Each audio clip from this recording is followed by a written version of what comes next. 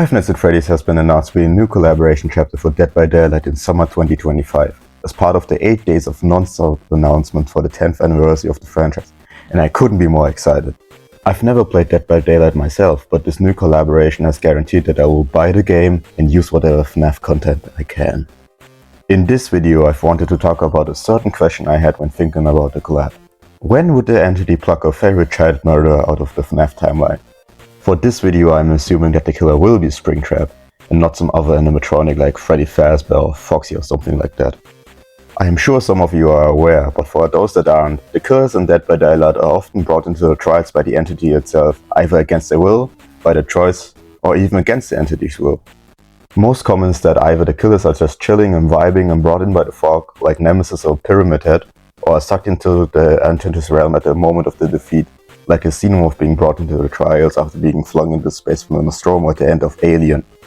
I think AFTON would fit the latter better. There are a few moments within the Five Nights at Freddy's timeline where it would be fitting for the entity to plug AFTON into the trials, some more, some less. And in this video, I wanted to discuss them.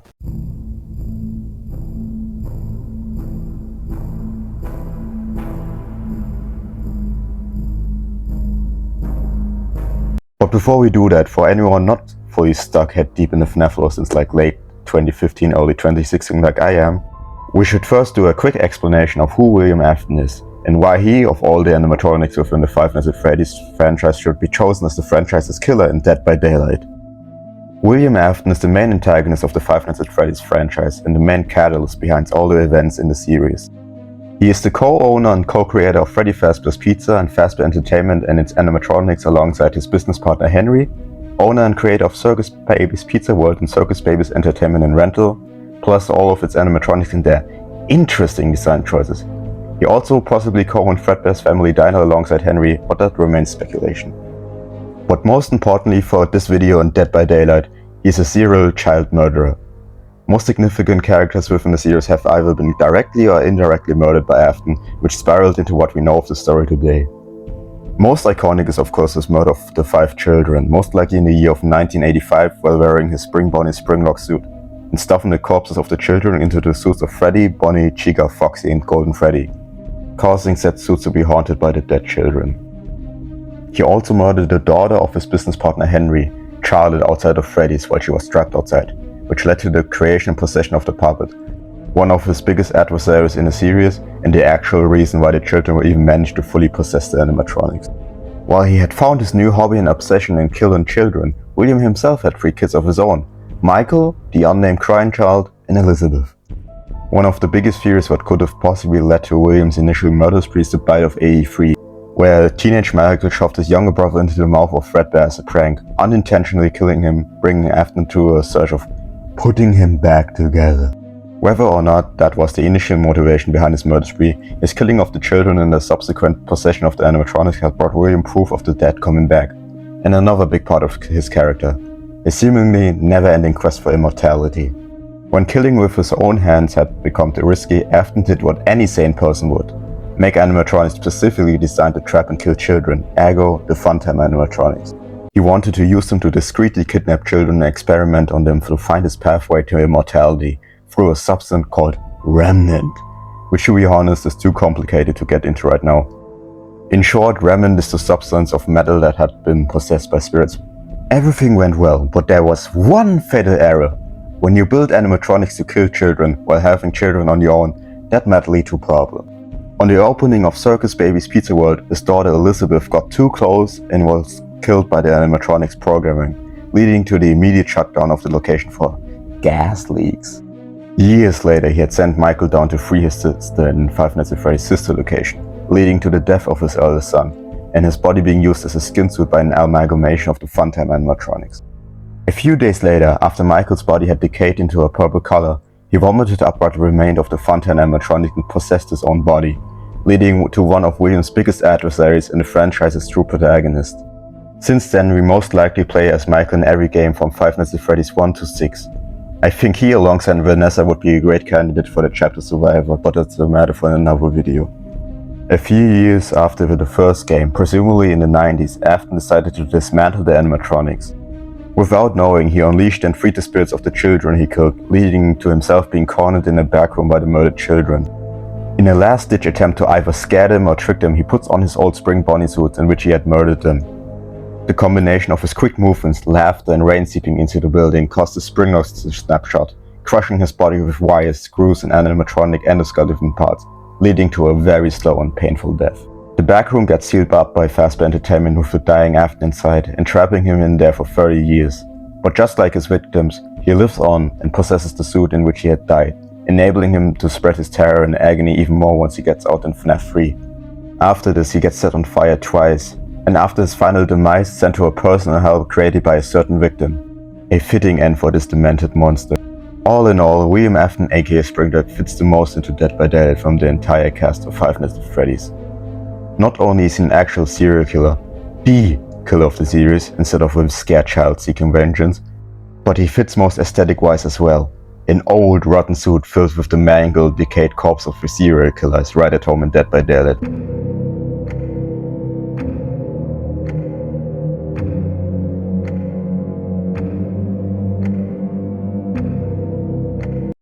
Now that we know who Afton is, let's think about a few moments within the timeline where it would be most fitting for the entity to pluck him out of time and place him within its trials.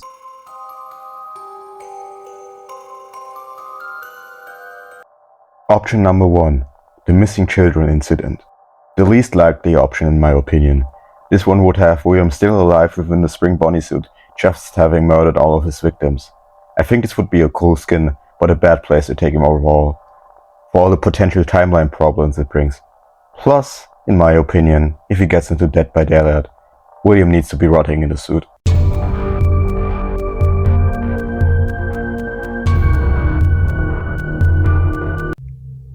Option 3. Fazbear Fried Burns. A fitting place, right from the ending of Five Nights at Freddy's 3. After being discarded by Phone Dude and terrorizing the night guard for multiple nights, the horror attraction catches fire and burns to the ground. It would be a fitting place to take Springtrap, but I think the last two options would be the most likely, as Springtrap survives this.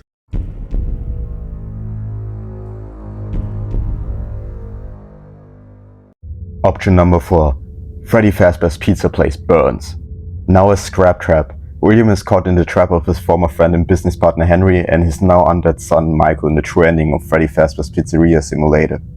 He, alongside all the remaining souls, are lit asunder and burned to death, alongside Michael and even Henry himself, releasing the souls and ending William's reign of terror. Considering the later games and their information, this marks Afton's permanent death and defeat and solidifies his end as a threat, seemingly giving the role of the main antagonist to the Mimic. I think this would be a fitting place for the entity to take him, but the last option would be the best in my opinion.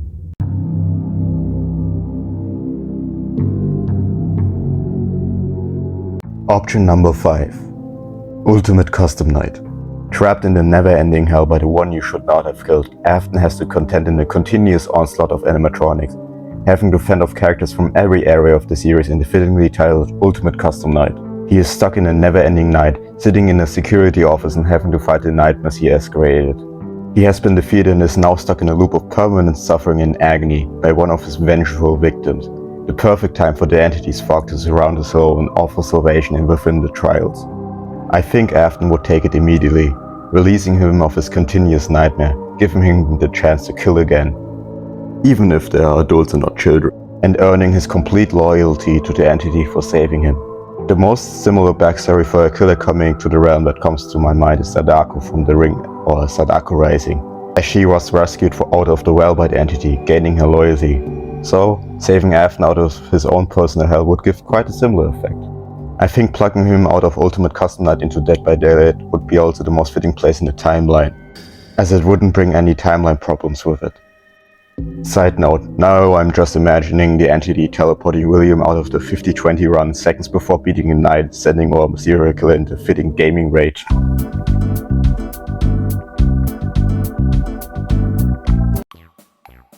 His main costume would of course be Springtrap, with his design from Five Nights at Freddy's 3, his most iconic look. Seeing this one running around Leon Kennedy, Trevor Belmont or Nicolas Cage would be such a fever dream in my honest opinion. Considered a downgrade by many, I still think this version of AFTON from Freddy Fazbear's Pizzeria Simulator would deserve to be a skin in Dead by Daylight, as it is AFTON's second ever design. If his missing arm was a problem, that could either be fixed with a replacement animatronic arm, or an arm made out of agony, to be honest. The original Springlord suit, unwithered and as good as the day it was created. This one would be fun, since we have never seen this one outside of minigames. What would be especially interesting would be to see a living AFTON inside the suit. A more vivid version of Springtrap from the final cutscene from beating Golden Freddy mode in the custom night from Five Nights at Freddy's sister location. Not really necessary, but he got his own Funko merch, so why not? He's apparently an official character. The digital apparition of Spring Bonnie from Steel Wool Studios' first game, Five Nights at Freddy's Help Wanted. Glitch Rap would be one of Springtrap's most unique skins, giving his digital nature and more costume-like stitched-together look. It is unclear whether this is actually AFTON or the Mimic 1 program, but latter developments make the latter more likely. Still, he deserves to be here. A seemingly revived corpse of William Afton, fitted with the glamour animatronic parts by Vanny from Five Nights at Freddy's Security Breach, seen in one of the game's endings. Whether this is Afton or the Mimic is still just speculation, with the latter being true being more likely, but it's still a fitting addition. Plus, this design absolutely rocks, so it would be a shame to leave him out. The version of William Afton within the Spring Bonnie suits from the Five Nights at Freddy's movie released last year in 2023. This would be a very much fitting addition, especially with Matthew Lillard playing the character within the film. It would be also great to lead up to the sequel to the first movie in 2025, some very good promotion here. A grotesque skin of Springtrap from Illumix's Five Nights at Freddy's special delivery. Looking similar to Purple Blight, this one would just fit right at home. Also, its purple color would be a nice reference to his purple sprites in the minigames from all over the series. Based on all the times good old Afton had been set on fire, and another skin from Five Nights at Freddy's special delivery. Another very much fitting addition, especially with the character's history. Springtrap dressed as a rotund clown, carrying a King DDD-esque hammer, a skin from Five Nights at Freddy's special delivery. This one would be hard to fit on his normal hitbox, but maybe it could fit on other characters. If not, it would still be a fun addition. An Aztec-based skin of Springtrap from Five Nights at Freddy's special delivery. Might be random, but a fun addition.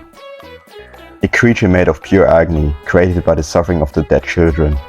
This recreation of Afton from the book and recent game adaptation Five Nights at Freddy's Into the Pit, made out of the painful memories of his victim, is a Spring Bonnie-like being, not filled with machinery, but with flesh.